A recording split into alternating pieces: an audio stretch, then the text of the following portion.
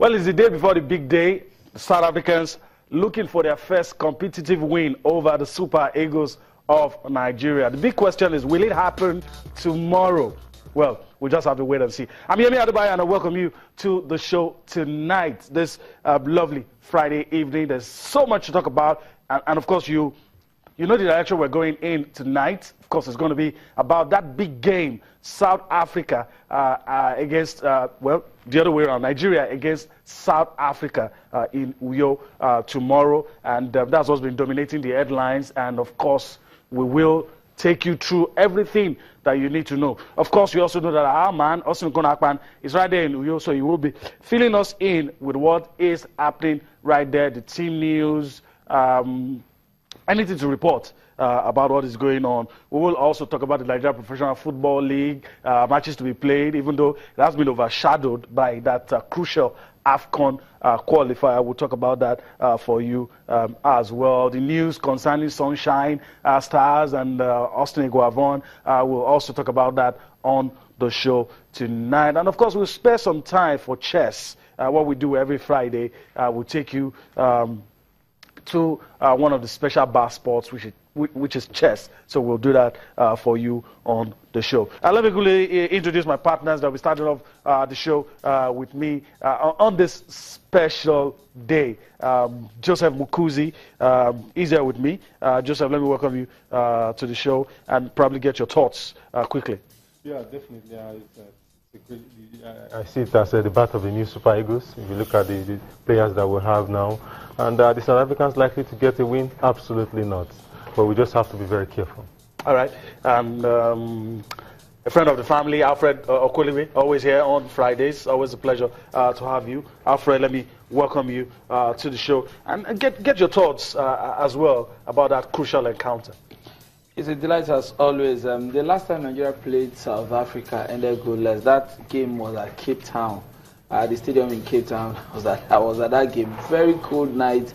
Daniel Akpeyi pulling some saves. The South Africans didn't get it that night. They were very, very disappointed with that result. Those were perhaps the last days of Kechi as the coach of the Super Eagles. But for tonight, hey, it's going to be different. They've been saying so much, talking tough as in the Super Eagles that we have on ground presently. I mean, kudos to the Nigerian Football Federation with the kind of preparation these boys have had. From Corsica, the game against Corsica in France, the Togo game. Now, this is like the third phase of camping.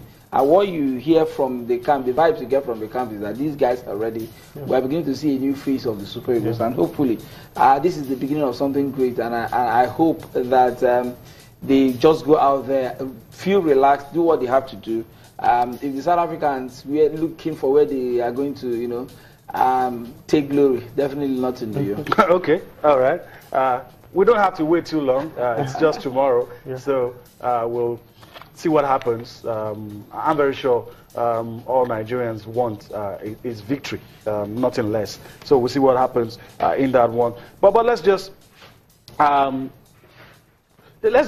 leave the Super Eagles on one side and quickly talk about women. Most of the time we get accused of leaving out the ladies. So let's do that today. Let's talk about efforts to develop women's football. And of course, adequate branding and publicity have been identified as the major reasons for the women's games' lack of sponsorship.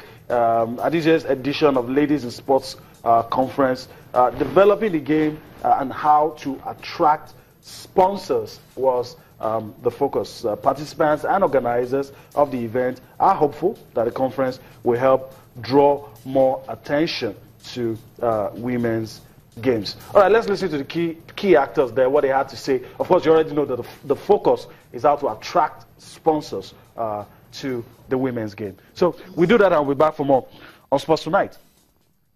Females that participate in sports in Nigeria to really be recognized and to have sponsors. And the whole idea about this sponsor is actually to go far in their career, to be, at that highest level in their career. So I just guess even the female athletes themselves should learn to package themselves. They should be online. They should have be on social websites, positively impacting to even other people. It's not just the brand issue or sponsorship that is our problem. It's beyond that, and it's really encouraging when you log on Twitter and you type the name FC Robo, you see them, you see their page, you see the players. That's so encouraging. I would urge other clubs to follow the steps of FC Robo, and I think that will help as well. One of the core missions for this year's conference was to pull key players from corporate Nigeria, the players themselves, administrators, to come together and network, because the Women's League is not on TV half the time. You need these people to see them one-on-one. You'll be able to tell them what you have, exchange contacts, and then take it up from there.